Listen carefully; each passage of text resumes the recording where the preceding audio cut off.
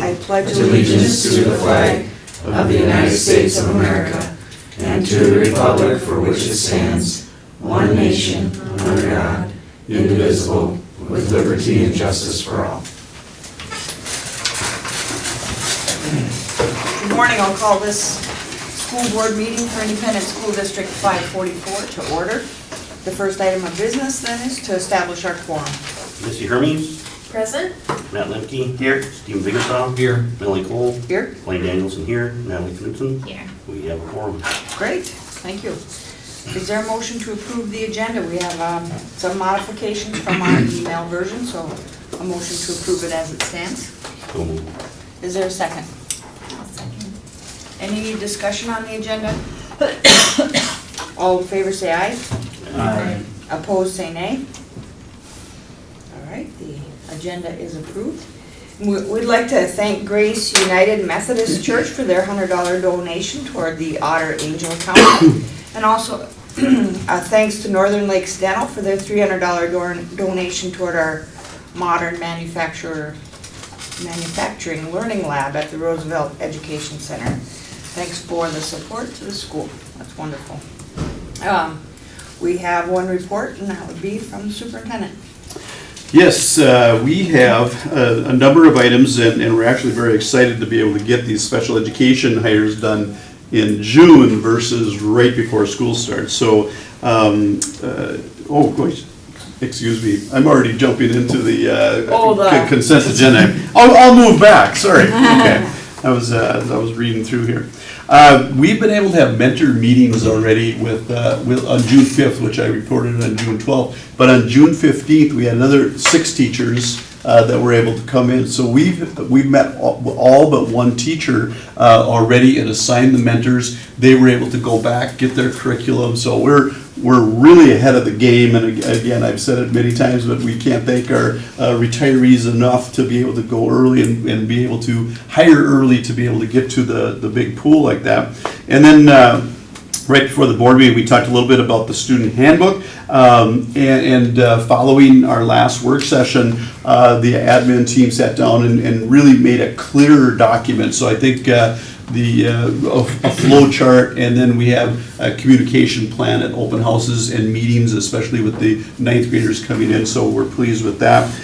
Just got an email from MREA this morning. The courts are meeting on whether the governor can shut down the legislation, but I see over the weekend he's extended it to October already, so he's not shutting down. And because they were already looking at laying off people and moving forward into kind of a shutdown mode, and now it looks like the talks are going to start happening again, and hopefully I'm not sure what that means, whether the governor will get some changes in the tax bill or not. Matt, you were talking earlier about the Ag to School is quite a 40% on a bond, because we have this $32.5 million project, plus we have our outdoor facility bond of $2.75 million, and any farmer's share, 40% will be coming off of that tax bill on the school portion. So it's a lot of money that is really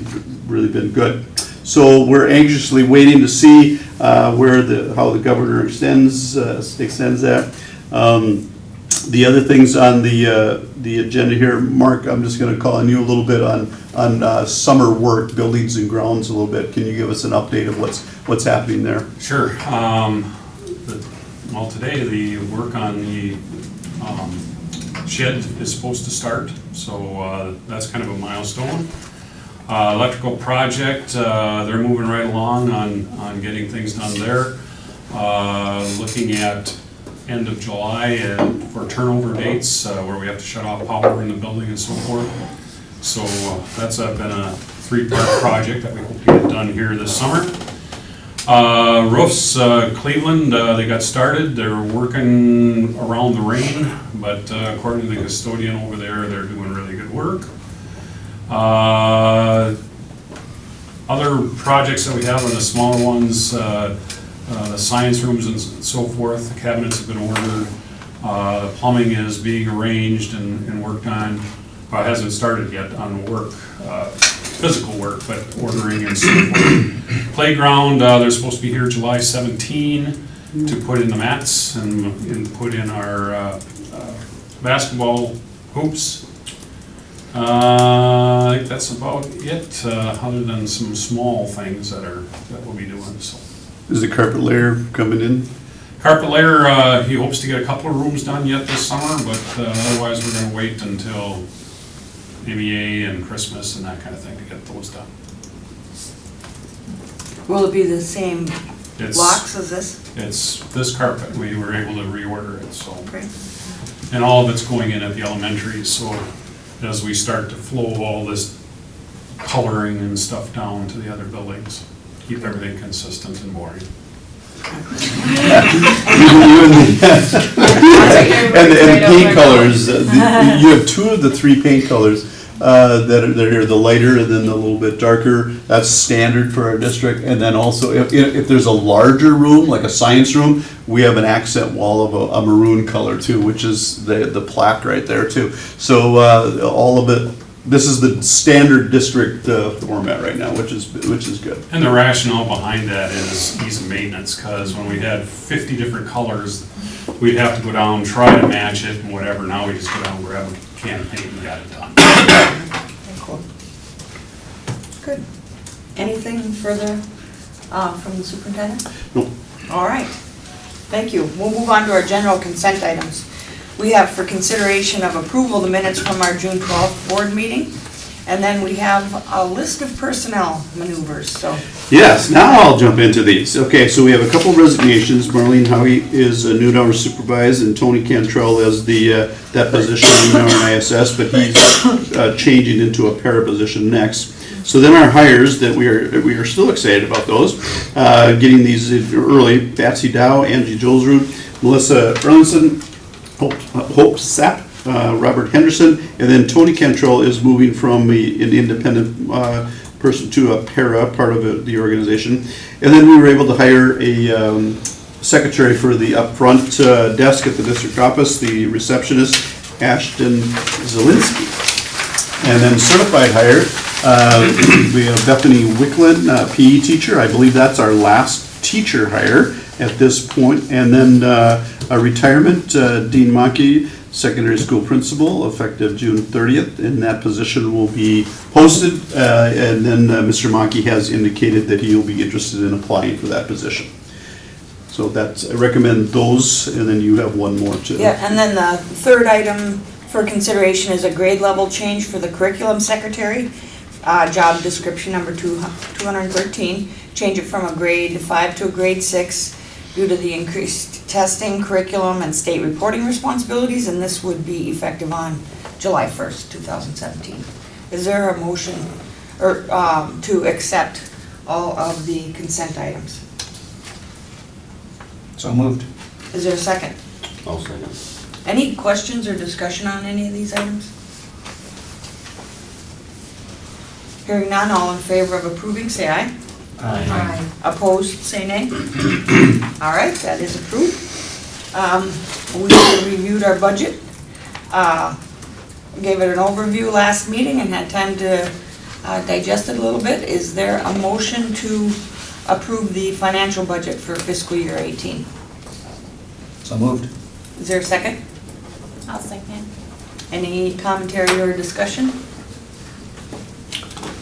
Well, I think the highlights, and Mark, you can certainly chime in here too, but actually growing the fund balance, even though we've made a number of moves to add staff to reduce class size. So it's a very positive budget in the sense that we're growing at that lower elementary, so we're adjusting to get a lower class size, but then also still being able to maintain a growth in our financial budgets. And so we've met that goal, but yet, we're still striving for that state average of a 20% fund balance. But right now, it's nice to see. Mm-hmm. Well, and two, we did make some adjustments to the budget. Most of it was through attrition.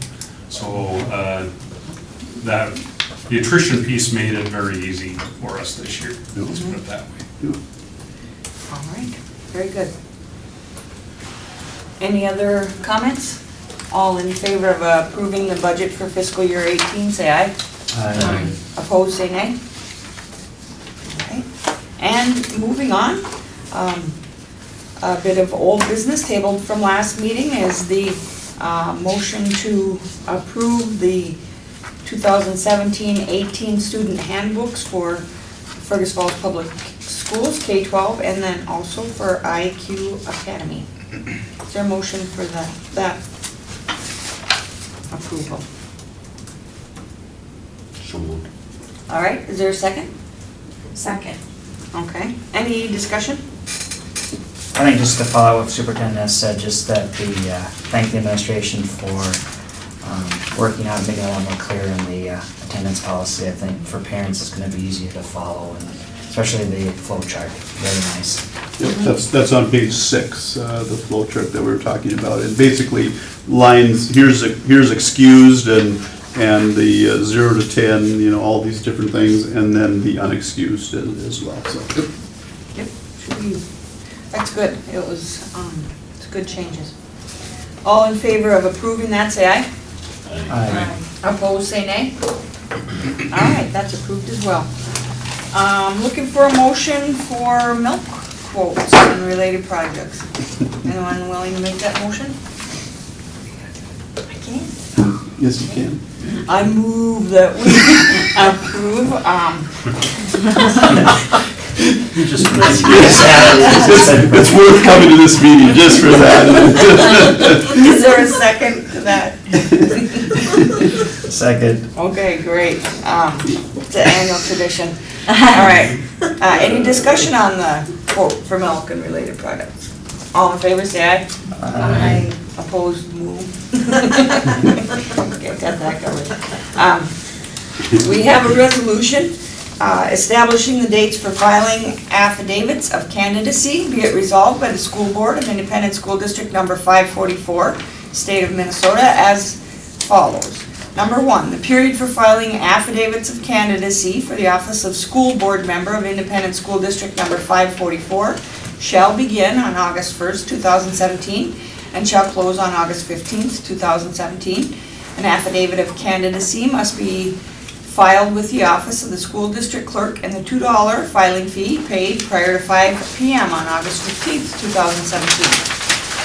Number 2, the clerk is hereby authorized and directed to cause notice of said filing dates to be published in the official newspaper of the district at least 2 weeks prior to the first day to file the affidavits of candidacy. Number 3, the clerk is hereby authorized and directed to cause notice of said filing dates to be posted at the administrative offices of the school district at least 10 days prior to the first day to file the affidavits of candidacy. Number 4, the notice of said filing dates shall be substantially in the following form. Notice of filing dates for election of the school board, Independent School District Number 544, Fergus Falls Public Schools, State of Minnesota. Notice is hereby given that the period for filing affidavits of candidacy for the office of School Board Member of Independent School District Number 544 shall begin on August 1st, 2017, and shall close at 5:00 p.m. on August 15th, 2017. The special election shall be held on Tuesday, November 7th, 2017. At that election, one member will be elected to the school board for a term expiring January 1st of 2019. Affidavits of candidacy are available from the school district clerk, Kennedy Secondary School, 601 Randolph Avenue, Fergus Falls, Minnesota, 56537. The filing fee for this office is $2. A candidate for this office must be an eligible voter, must be 21 years of age or more on assuming office, and must have been a resident of the school district from which the candidate seeks election for 30 days from before the general election, and must have no other affidavit on file for any other office at the same primary or next ensuing general election. The affidavits of candidacy must be filed in the office of the school district clerk, and the filing fee paid prior to 5:00 p.m. on August 15th, 2017. Dated today by order of the school board and signed by our clerk. Will someone offer that resolution and move for its adoption? I'll offer the resolution, move for its adoption. Is there a second? Second. All right, any discussion? Questions? I have one question now. Does this mean that as we go through this process, that all with the new language, that is that for the next year, for you have to make a resolution for polling? Can we reduce the polling places, or do we have to have all polling places open for this? The polling place resolution will come in July because I'm still finalizing a lot of the details. But after this, starting December of 2017, the polling places for the following year must be done by resolution by that December prior to it. Right now, that law isn't in effect until December. We hit that December 2017. So we still have time to do a combined polling place. And this year, we're looking at trying to do one combined polling place, and we're just confirming the location right now. And to further answer that, so by January 1, so at the December meeting, if we were going to combine, we'd have to make that resolution. But that's an election year, so we won't be combining any polling places. So if we determine by the following December, oh, it's an off year, it's not a general election, we're going to run something and we want to combine, that's when you'd have to make that motion. So we wouldn't have to make one for December, because we're not going to be combining polling places, because we'll just use the general election. Okay. So at this position, so Darrell Tunkseth's position, there was about a little more than a year and a half left in that position. So then we appointed Missy to fill until the fall, and then to complete that goes to the next fall. So January 1 of 2019. So there's a possibility that we could have Darrell in the position, Missy in the position, someone new this fall, and then another new person the next fall.